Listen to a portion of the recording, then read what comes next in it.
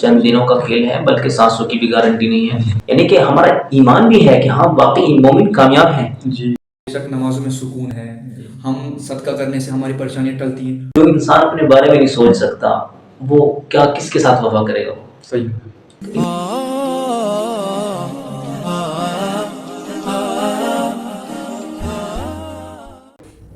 السلام علیکم ناظرین، آج پھر ہم آ چکے ہیں ایک نئی ویڈیو کے ساتھ. مفتی صاحب ہمیں آج بہت اچھی بات بتانے والے ہیں. آپ ویڈیو میں لاسٹ تک بنے رہنا. آپ کو ویڈیو کیسی لگے گی آپ کمنٹ کر کے ضرور بتانا، اور آپ کے بھی اگر کچھ سوالات ہوں تو ہمیں آپ کمنٹ کر کے ضرور بتانا. تو چلیے ویڈیو سٹارٹ کرتے ہیں. دیکھیے ہمارے لیے ایک بہت اہم مسئلہ یہ ہے کہ ہر شخص یہ جاننے میں لگا ہے کہ کون سی چیز بہتر ہے، کامیابی کس چیز میں ہے. اور کامیابی ہم اس کو تسلیم کرتے ہیں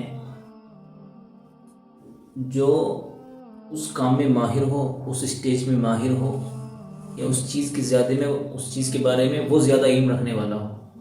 جیسے اگر مجھے کوئی میڈیسن لینی ہو، کوئی دوائی لینی ہو، تو میں ظاہر ہے کسی کسان سے تو معلوم نہیں کروں گا، میں ڈرائیور کے پاس جاؤں گا، ڈاکٹر کے پاس جاؤں گا، جو اس کا ایکسپرٹ ہے اسی کے پاس جائیں گے. ہاں، چونکہ وہ جانتا ہے اس کے بارے میں.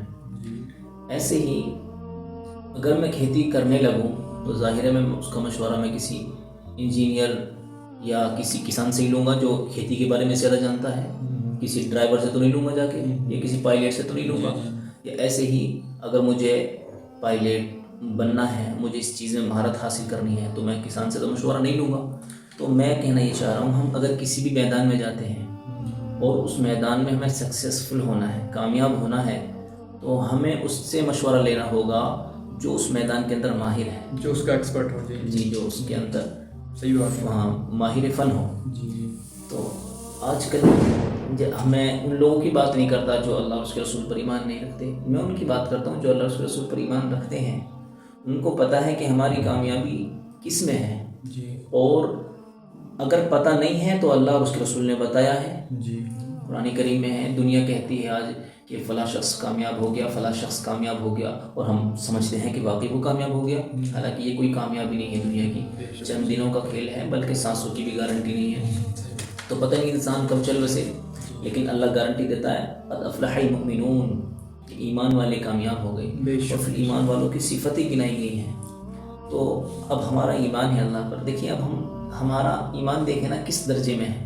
یعنی ایک طرف تو یہ دعویٰ کرتے ہیں کہ ہم اللہ کو مانتے ہیں، اللہ کے رسول کو مانتے ہیں، اپنے آپ کو عاشق رسول ہونے کا دعویٰ بھی کرتے ہیں، اور اللہ اور اس کے رسول کہہ رہے ہیں کہ کامیابی اس میں ہے، تو ہم اسی سے منہ موڑ لیتے ہیں. یعنی کہ ہمارا ایمان بھی ہے کہ ہاں واقعی مومن کامیاب ہے، لیکن ہم ان اعمال پر اس جو اللہ نے ہمارے اوپر تقاضے فرائض عائد کیے ہیں ہم ان پر پورا نہیں اترتے. حالانکہ ہمیں پتہ ہے کہ کامیابی اس میں ہے، یہ ہم میں سے ہر ایک کو پتہ ہے. اور ہم میں سے ہر ایک یہ بھی جانتا ہے کہ جو مال ہے میرا کچھ بھی نہیں ہے. اگر میں ابھی 10 منٹ کے بعد میرا انتقال ہو جائے، میں اس دنیا سے رخصت ہو جاؤں، تو میری اولاد مجھے ایک دن بھی اپنے گھر میں نہیں رکھ سکتی.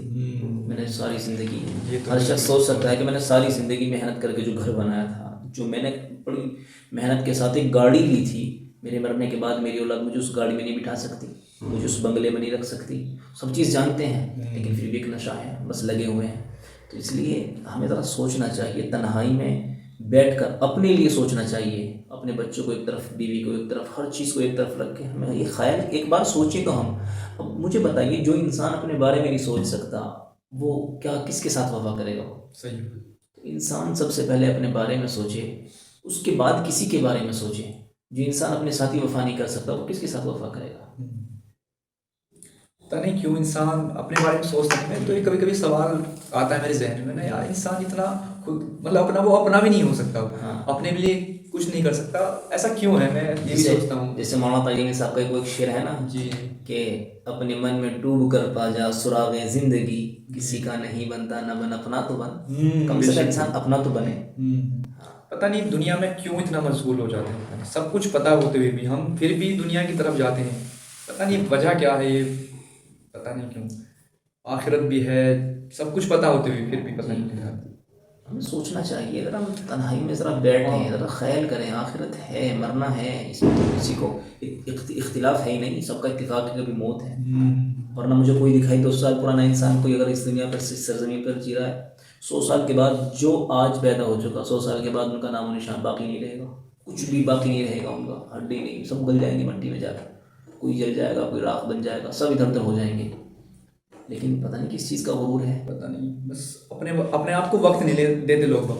دنیا کے اور کاموں کو، کسی بھی کام کو، سب کو وقت دے دیتے ہیں، لیکن اپنے آپ کو بہت کم وقت دیتا ہے آدمی. کبھی بھی اس بارے میں کبھی سوچتا نہیں کہ یار مجھے مرنا بھی ہے، اللہ کو جواب بھی دینا ہے، میں نے جو زندگی گزاری. مجھے اتنا افسوس ان لوگوں پر نہیں ہوتا جو ایمان نہیں لائے، بھائی ان کو تو پتہ ہی نہیں ہے، انہوں نے تو قرآن پڑھا ہی نہیں ہے، انہیں تو کچھ پتہ ہی نہیں. لیکن جو لوگ ایمان لے آئے، قرآن بھی پڑھ رہے ہیں یا قرآن نہیں پڑھ رہے، تو وہ ایمان والے تو ہیں، قرآن پڑھیں. بھی غیر مسلم تو یہ ہے کہ وہ قرآن نہیں پڑھ سکتے. ایمان والا ہونے کا مطلب تو یہی ہے کہ وہ قرآن پڑھ کر اپنی زندگی گزارے. صحیح بات ہے. لیکن اس کے باوجود وہ قرآن نہیں پڑھتے، یا قرآن پڑھتے ہیں تو پھر اس کے بعد وہ عمل نہیں کرتے. ساری چیزیں، اور اللہ تعالیٰ فرماتا ہے یوم یرونہ بعیدا، کہ قیامت کے دن تمہیں بہت دور معلوم ہوتا ہے، ونراہ قریبا، اور ہم اس کو بہت قریب دیکھ رہے ہیں. اللہ تو بہتر جانتا ہے نا. اللہ بہت، قیامت بہت قریب ہے. انسان کامیاب وہی ہے. دیکھیے انسان اس دنیا کے اندر آتا ہے، تمام انسانوں میں سب سے افضل تو ہمارے پیغمبر محمد مصطفیٰ ہیں. جو سب سے بڑا کامیاب، سب سے معزز انسان ہے، ہم اس کی زندگی کو دیکھ لیں وہ کیسا ہے، اور اپنی زندگی کو دیکھیں کہ ہم اس طریقے پر ہیں. ہم سب کا اتفاق اس بات پر ہے کہ محمد مصطفیٰ کامیاب انسان ہے دنیا اور آخرت کے اندر. اب وہی انسان کامیاب ہوگا جو ان کے طریقے پہ چلے گا. اب ان کے طریقے پہ کون چلا؟ تمام صحابہ چلے. بعد والے جو خیر القرون ہیں وہ لوگ چلے، جو خیر القرون کے یعنی کہ بہترین زمانہ جو تھا، صحابہ کے بعد بہترین زمانے کے جو لوگ تھے یعنی تابعین، تو خیر القرون کہلاتا ہے وہ زمانہ. تو وہ لوگ جس طریقے پر چلے، اب اگر ہم ان کے طریقے پر چلیں گے، ان کے نقش قدم پر چلیں گے تو ظاہر ہم کامیاب ہوں گے.